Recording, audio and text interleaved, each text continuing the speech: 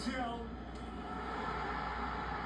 Argentina, champions of the world. Man, sports are just great. I can't believe more people aren't doing them, especially the kids. They're so lazy nowadays.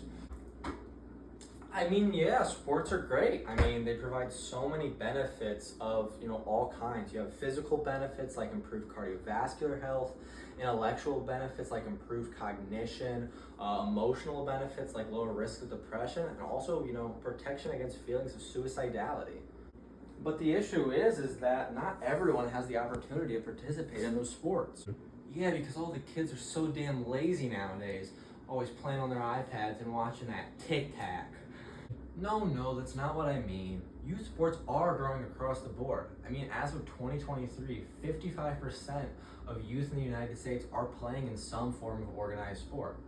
But that still means that almost half aren't, even though the desire to play is there for a lot of kids.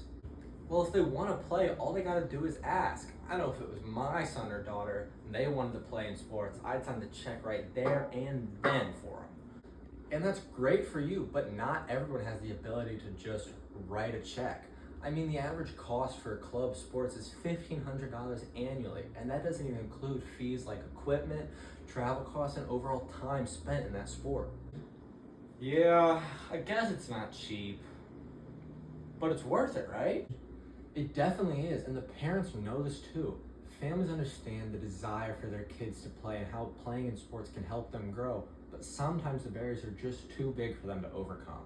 Like what? Isn't not being able to afford sports kind of just like a personal problem? Sometimes it is, but sometimes it isn't. Look, take the issue of transportation, for instance. Who's more likely to rely on public transport? Probably poor folks in, big cities where there's like a bunch of access to that stuff, right? And you're absolutely right.